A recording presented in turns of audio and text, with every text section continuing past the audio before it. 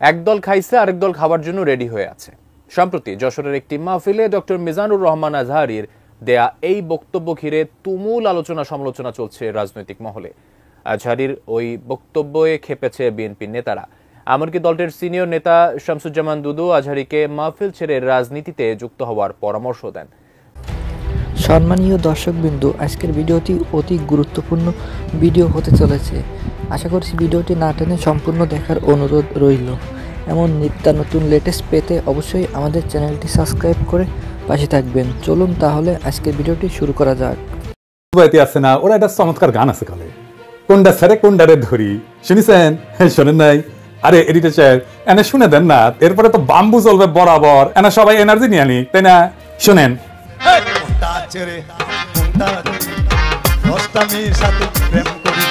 এইটাও ভালো, এইটাও ভালো, এইটাও ভালো, এইটাও ভালো, কারে তুই কারে ওহন দিয়া করি, কোনটা ছেড়ে কোনটা ধরি।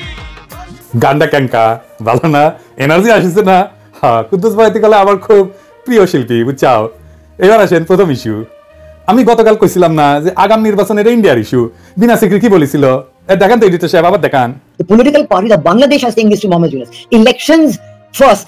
The reforms are to be done only by an elected government. This is business. ঠিক তার পরদিন বলল ভারতীয় সেনা প্রধান যে 5 তারিখ নাকি সারাক্ষণ সে ওয়াকার সাহেবের টাচে ছিল। হ্যাঁ, ওর মুখেই শুনেন, নিজের মুখেই শুনেন। এই যে এডিটর সাহেব শুনে দেন। এবার আলোচনায় 20 জানুয়ারি। আগামী 20 জানুয়ারিকে সামনে রেখে ভারতের বিজেপির রাজনীতিবিদ এবং সামাজিক যোগাযোগ মাধ্যম ফেসবুকে আওয়ামী লীগ নেতাকর্মীদের বিভিন্ন পোস্ট নতুন করে আলোচনার জন্ম দিয়েছে।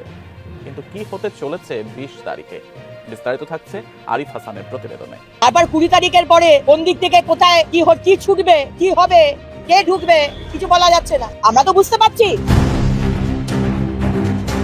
আগামী 20 তারিখের পর কোন দিক থেকে কোন দিকে কে ছুটবে, কে ঢুকবে, কে পালাবে, কিছু বলা যাচ্ছে না। বাংলাদেশ নিয়ে বিজেপি নেত্রী অগ্নিমিত্রা পালের এই বক্তব্য এখন নতুন করে আলোচনায়। কিন্তু আদৌ কি হতে চলেছে 20 তারিখ? বক্তব্যে বাংলাদেশের অন্তর্বর্তী সরকারকে তাচ্ছিল্য করেন বিজেপি নেত্রী অগ্নিমিত্রা পাল। ডক্টর ইউনূস সরকারকে নিয়ে অভিযোগ তোলেন সীমান্তে বাংলাদেশের জনগণকে ভারতের বিরুদ্ধে দাঁড় করানোর। মোহাম্মদ ইউনূসের সরকার কিভাবে বাংলাদেশের গরিব অর্ধশিক্ষিত সেই মানুষদের কিভাবে ভারতের এগেইনস্টে তাতাবার চেষ্টা করছেন, উস্কাবার চেষ্টা করছেন, এটা আমরা বুঝতে পারছি।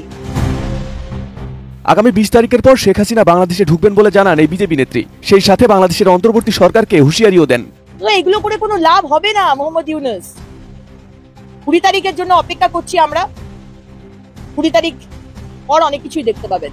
তারপর মোহাম্মদ ইউনূস আপনি কোথায় থাকবেন সেটা একবার দেখে নিন। কোন দিক থেকে কোথায় কি ছুটবে, কি হবে, কে ঢুকবে, কিছু বলা যাচ্ছে না। কাঠ ও পিভিসি ম্যাটেরিয়ালের সংমিশ্রণে তৈরি আধুনিক আরএফএল উডিডো, কাঠের চেয়েও কঠোর।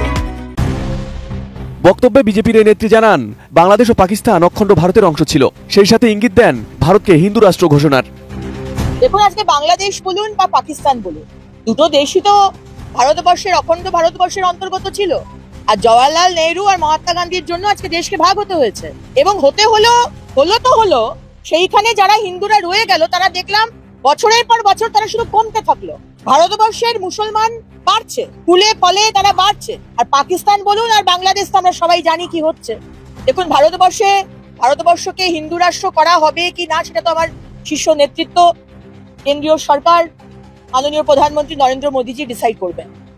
কিন্তু আমাদের যে কনস্টিটিউশন, সেখানে প্রথম থেকে যে কনস্টিটিউশন হয়েছিল সেখানে তো সোশ্যালিস্ট এন্ড সেকুলার এই কথাটা ছিল না। এরা তো চালাকি করে জওয়াহরলাল নেহরু এবং কংগ্রেস সরকার এবং ইন্দিরা গান্ধী এমার্জেন্সির সময় ঢুকিয়েছে। তবে নেটিজেনরা এবং কূটনৈতিকরা মনে করছেন আগামী 20 জানুয়ারি যুক্তরাষ্ট্রের 47তম প্রেসিডেন্ট হিসেবে শপথ নিতে চলেছেন ডোনাল্ড ট্রাম্প। তাদের ধারণা আওয়ামী লীগ এবং ভারতের বিজেপি রাজনীতিবিদরা মনে করছেন ট্রাম্প ক্ষমতায় আসলেই বাংলাদেশে ফিরবেন শেখ হাসিনা। আর এমন ধারণাকে বিজেপি এবং আওয়ামী লীগের দিবাস্বপ্ন বলে মনে করছেন নেটিজেনরা। কারণ গত নভেম্বরে ট্রাম্প যখন নির্বাচিত হন তখন গুঞ্জন ছড়িয়েছিল ডিসেম্বরেই দেশে ফিরবেন শেখ হাসিনা।